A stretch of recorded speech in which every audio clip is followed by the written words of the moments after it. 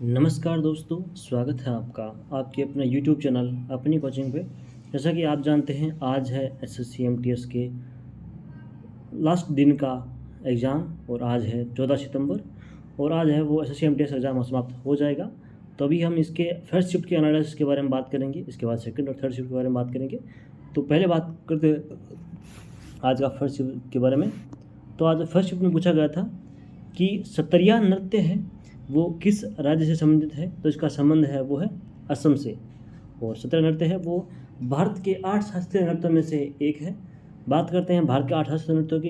तो भारत के 8 शास्त्रीय नृत्य है जैसे भरतनाट्यम है वो तमिलनाडु से संबंधित है, कथक उत्तर भारत से, कथकली वो केरल से, कुचिपुड़ी आंध्र प्रदेश से, ओडिसी वो भी उड़ीसा से, मणिपुरी वो मणिपुर से, सत्तरिया है वो असम से संबंधित है।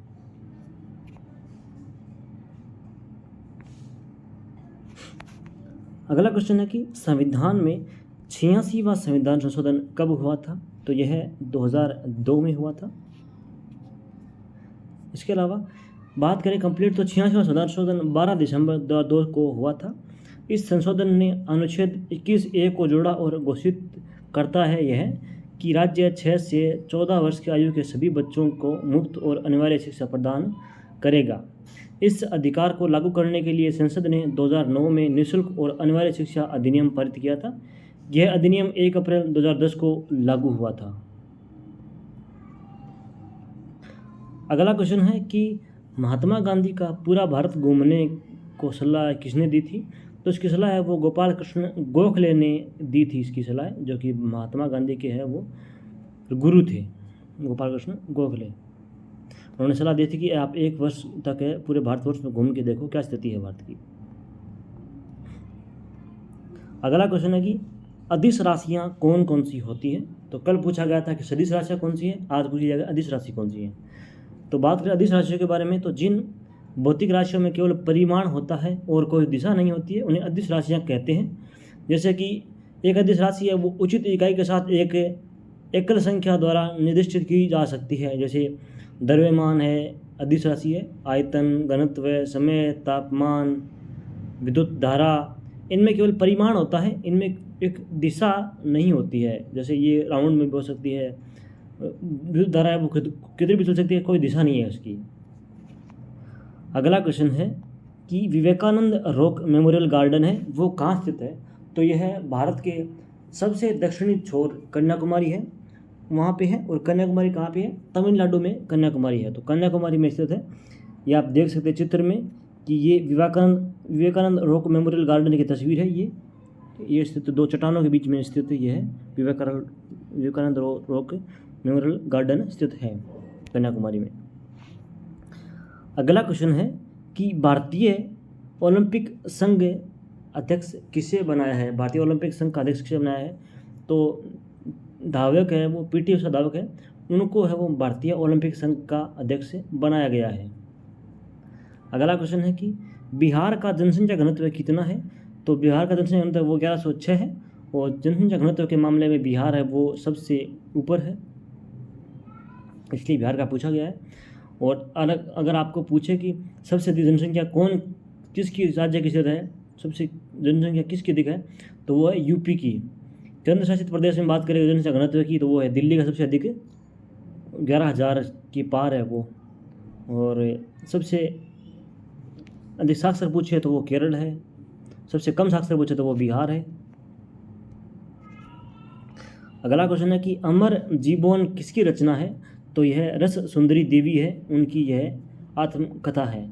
बात करें इनके बारे में तो अमर जीवोन है वो 1876 में प्रकाशित हुआ एक आत्मकथा है उनकी। और साथ ही यह किसी भारतीय महिला द्वारा लिखी गई पहली आत्मकथा भी है।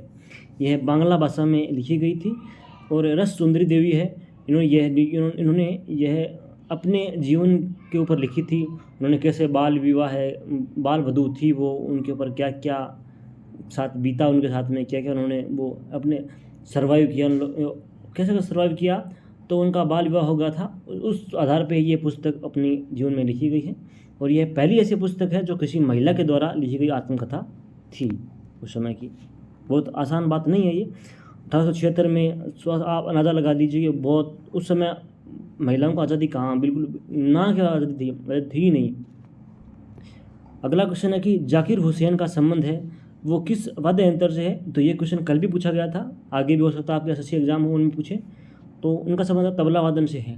तबला वादन उस्ताद अल्लाह रखा खान के पुत्र जाकिर हुसैन है, वो आज भारत के सबसे लोकप्रिय शास्त्रीय तबला वादक हैं। ये दोनों पिता पुत्र हैं, ये दोनों तबला वादन से संबंधित है। और उस्ताद जाकिर हुसैन है, ये 3 साल की उम्र में ही तबला वादन से बजाना शुरू कर देते हैं उन्होंने यानी कि जाकिर हुसैन ने है वो 1888 में पद्मश्री और 2002 में पद्म भूषण से सम्मानित किया गया था उन्हें पुरस्कारों की सूची में संगीत नाटक अकादमी पुरस्कार भी शामिल है, जो भारत की राष्ट्रीय संगीत नृत्य और नाटक अकादमी द्वारा दिया गया था, जो उन्हें 1990 में दिया गया था। तो आप पे संबंध के साथ में ये भी याद रखिएगा उनकी अवार्ड कौन कौन से अवार्ड दिए हैं और कब कब अवार्ड दिए गए हैं। अगला क्वेश्चन है टी.एन. कृष्णन का संबंध किस वाद्य यंत्र से है। तो इनका संबंध है वो सारंगी से है। उस्ताद सुल्तान खान भी इस घराने के शास्त्रीय गायक थे, सारंगी वाले के, और इन्हें 2010 में पद्म भूषण से सम्मानित किया जा चुका है टी.एन. कृष्णन को। ये मुख्यतः सीकर घराने से संबंधित है टी.एन. कृष्णन, सीकर घराने के। तो इस साथ उस्ताद सुल्तान खान है वो भी सीकर घराने से संबंधित है। टी.एन. कृष्णन और सुल्तान खान ये दोनों एक ही है, सीकर घराने से। बात करें प्रसिद्ध वादक और उनके वाद्य यंत्रों के बारे में, तो आप ये कुछ टेबल मैंने बनाई है, ऐसे आप याद कर सकते हैं कि कौन से वादक का संबंध कौन से वाद्य यंत्र से है। तो ये टेबल ऐसे बताऊंगा तो बहुत टाइम लग जाएगा आपका। तो आप इसका PDF है वो आपके टेलीग्राम ग्रुप पे मिल जाएगा, वहाँ से जाके आप ज्वाइन कीजिए पहले टेलीग्राम पे, और वहाँ से आपको PDF मिल जाएगी। अगर आपको ऐसे डाउनलोड नहीं करना है PDF तो आप इसका स्क्रीनशॉट ले लीजिएगा, फिर जाके याद कर लीजिएगा। लेकिन ये PDF जो सारणी है, टेबल है, ये आपके लिए बहुत महत्वपूर्ण होने वाली है, कौन सा व्यक्ति किस वाद्य यंत्र से है। अगर आप SSC का एग्ज़ाम दे रहे हैं तो स्पेशली आपके लिए तो ये बहुत ही रामबाण है। तो ये चीज़ें बहुत मुश्किल से बनाई जाती है, तो इसको याद जरूर कीजिएगा। या तो सबसे आसान काम है कि आप टेलीग्राम ग्रुप ज्वाइन कीजिए, वहाँ से आपको PDF मिल जाएगी इसका, तो वो जाके डाउनलोड कर लीजिएगा। अगला क्वेश्चन है कि जयकृष्ण कुमार को 2022 में किसका अध्यक्ष नियुक्त किया गया था। तो जयकृष्ण कुमार को है वो भारत पेट्रोलियम कॉरपोरेशन का अध्यक्ष है, वो नियुक्त 2022 में किया गया था। बात करें अगले क्वेश्चन की, तो UPSC का फुल फॉर्म क्या होता है। तो UPSC फुल फॉर्म होता है यूनियन पब्लिक सर्विस कमीशन, संघ लोक सेवा आयोग, UPSC का फुल फॉर्म होता है। अगला है अटला टड्डी पर्व किस राज्य में मनाया जाता है। तो अटला टड्डी पर्व है वो, इसका ऑप्शन था आंध्र प्रदेश। बात करें अटला टड्डी की, तो अटला टड्डी आंध्र प्रदेश और तमिलनाडु के कुछ हिस्सों में मनाया जाने वाला एक पारंपरिक त्यौहार है। यह त्यौहार करवा चौथ के समान ही है, जो मुख्य रूप से उत्तर भारत में मनाते हैं। अटला टड्डी को हिंदी में आंवला तीज भी कहते हैं, और महिलाएं इस दिन है वो अपने पति की लंबी उम्र की कामना या भगवान से दुआ करती है। तो अटला टड्डी को है वो आंवला तीज भी कहते हैं, और ये करवा चौथ के समान त्यौहार है। तो आपसे पूछ सकते हैं कि ऐसा उत्तरी भारत का ऐसा कौन सा त्यौहार है जो करवा चौथ के समान ही है, तो वो है अटला टड्डी। अगला क्वेश्चन है कि कार्बोहाइड्रेट है वो शरीर में किसके रूप में अपघटित होती है। तो कार्बोहाइड्रेट है वो किसके रूप में उठती है। तो शर्करा, स्टार्च, सेलुलोज आदि के बारे में बात करें कंप्लीट इसके बारे में, तो कार्बोहाइड्रेट के अपघटन से कार्बन डाइऑक्साइड और पानी यानी कि H2O निकलते हैं, और कार्बोहाइड्रेट रासायनिक रूप से पॉलीहाइड्रोक्सी एल्डिहाइड या पॉलीहाइड्रोक्सी कीटोन्स होते हैं। कार्बोहाइड्रेट्स कार्बनिक पदार्थ होते हैं जिनमें कार्बन, हाइड्रोजन और ऑक्सीजन पाए जाते हैं। वे साधारणतः शर्करा होते हैं जिन्हें जल अपघटन द्वारा चीनी में परिवर्तित किया जा सकता है। तो ये मुख्य रूप से अंत में जाके शर्करा, स्टार्च, सेलुलोज ये इनमें परिवर्तन होती है ये कार्बोहाइड्रेट। शरीर में लगभग हमारे 70% एनर्जी है वो कार्बोहाइड्रेट से ही मिलती है, और कार्बोहाइड्रेट है वो इसका पाचन भी आसानी से होता है। और जैसे हमें को सुस्ती होती है तो हम कार्बोहाइड्रेट लेते हैं, जैसे ग्लूकोज पीते हैं, उनमें कार्बोहाइड्रेट होती है तो तुरंत है वो हमें एनर्जी मिल जाती है। तो 70% कार्बोहाइड्रेट का पाचन है वो मुख में ही शुरू हो जाता है। अगला क्वेश्चन है कि कर्नाटक में स्थित कोलार किसके लिए प्रसिद्ध है। तो कोलार आपने देखी होगी KGF मूवी, कोलार गोल्ड्स क्या है वो जो भी है, कोलार गोल्ड्स माइंस क्या होता, तो यह सोने की खदान से संबंधित ये कोलार है, खान है। यहाँ पे पहले बहुत सोना निकलता था, इसीलिए KGF मूवी निकली है। अगला क्वेश्चन है कि ओडिसी नृत्य में सबसे पहले पद्म भूषण किसे दिया गया था? तो पद्म भूषण है वो केलुचरण महापात्रा को 1992 में दिया गया था, और इन्हें 2000 में वो पद्म विभूषण भी मिल चुका है। तो इन्हें वो 21वीं सदी में है वो ओडिसी नृत्य को पुनर्जीवित करने का श्रेय जाता है केलुचरण महापात्रा को। अगला क्वेश्चन है कि किस अधिनियम के तहत ईस्ट इंडिया कंपनी की शक्ति को वो ब्रिटेन क्राउन में स्थानांतरित कर दिया था? तो ये है भारत शासन अधिनियम 1858 में आया था, उसके तहत है। वो ईस्ट इंडिया कंपनी थी, उसकी सारी शक्तियां हैं वो इंग्लैंड की जो ब्रिटिश क्राउन था कंपनी थी, वो ब्रिटिश सरकार थी, उसके अधीन है वो कंपनी को कर दिया था। तो सारी शक्तियाँ यहाँ से छीन ली गई थी और सीधा अंग्रेजों के इंग्लैंड में ही सब शक्तियाँ थी, वहीं से सब ऑर्डर आते थे। क्योंकि आप जानते हैं 1857 में है वो विद्रोह हुआ था, इसकी वजह से वो शक्तियाँ इसकी ईस्ट इंडिया कंपनी की शक्तियाँ छीन ली थी। अगला क्वेश्चन है कि रिवॉल्यूशनरी किसकी रचना है? तो ये है संजीव सान्याल की है। एक और है रिवॉल्यूशन 2020, ये इसमें मिलता जुलता एक रचना है, तो वो है चेतन भगत की एक पुस्तक है रिवॉल्यूशन 2020, तो वो है चेतन भगत की। और रिवॉल्यूशनरी ये किसकी रचना है? तो यह है संजीव सान्याल की। बात करें इसके पुस्तक के बारे में, तो यह पुस्तक भारत के स्वतंत्रता संग्राम में भूमिका पर केंद्रित है। यह इस पुस्तक में कई पहलुओं के बारे में बात की है। रिवॉल्यूशनरी चेतन भगत द्वारा लिखित एक उपन्यास भी है, रिवॉल्यूशन 2020 मैंने बताया ना आपको।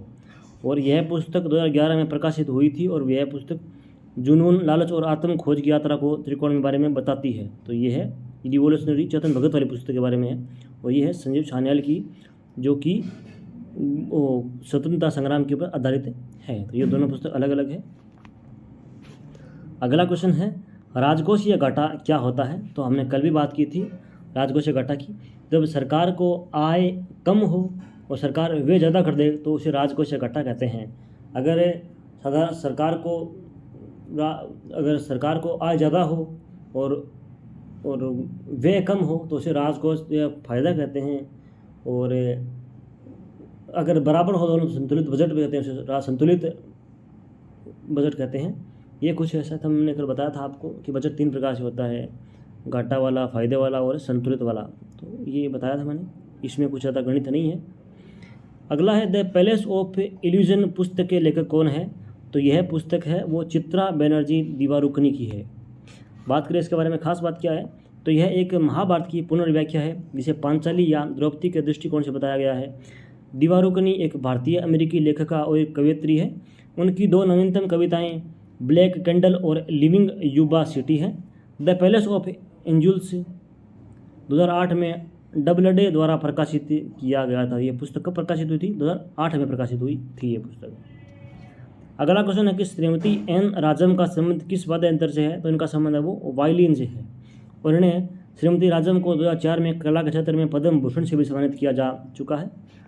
अगला क्वेश्चन है कि अर्जुन पुरस्कार की शुरुआत है वो किस वर्ष हुई थी? अर्जुन पुरस्कार की शुरुआत है वो 1961 में हुई थी। बात करें सबसे पहले किसे मिला, तो अर्जुन पुरस्कार के पहले प्राप्तकर्ता कृष्णदास थे, जिन्हें तीरंदाजी क्षेत्र में सम्मानित किया गया था। और 1961 में है वो 20 व्यक्तियों को ये अर्जुन पुरस्कार दिया गया था। यह पुरस्कार है वो खेल के क्षेत्र में सबसे बेस्ट करने वाले खिलाड़ी को दिया जाता है। हाल ही में इसकी जो राशि है वो 5 लाख राशि है, 5 लाख रुपये मिलते हैं खिलाड़ी को, 5 लाख का चेक मिलता है। अगला क्वेश्चन है कि रूपांतरित चट्टान का उदाहरण क्या है? तो नीस, स्लेट, संगमरमर, शिस्ट, क्वार्टजाइट, बेसाल्ट, बलुआ पत्थर, चूना पत्थर, ये है वो रूपांतरित चट्टानों का उदाहरण है। आपके ऑप्शन में ये आया था क्वार्टजाइट। इसके अलावा बात करें तो रूपांतरित चट्टानों को 2 प्रमुख समूह में वर्गीकृत किया गया जाता है, परतदार चट्टानें और गैर परतदार चट्टानें। और बात करें तो स्लेट और क्वार्टजाइट टाइलें भवन निर्माण में सबसे अधिक उपयोग में की जाने वाली रूपांतरित चट्टानें हैं। तो आपके ऑप्शन में यही आया था रूपांतरित चट्टान का क्वार्टजाइट। अगला क्वेश्चन है कि MPI इंडेक्स 2021 के अनुसार सबसे भारत का गरीब राज्य कौन सा है? तो वो है बिहार सबसे गरीब राज्य है। इसकी बात हमने पहले कर चुके हैं, जनसंख्या घनत्व सबसे अधिक है यहाँ का, इसलिए यहाँ गरीबी बहुत ज़्यादा है। और इसके अलावा बात करें अशिक्षित भी है सबसे ज़्यादा बिहार। ये क्वेश्चन पहले पूछ लिया गया है SSC-MTS में, शायद 8 सितंबर एग्जाम में पूछा गया था ये।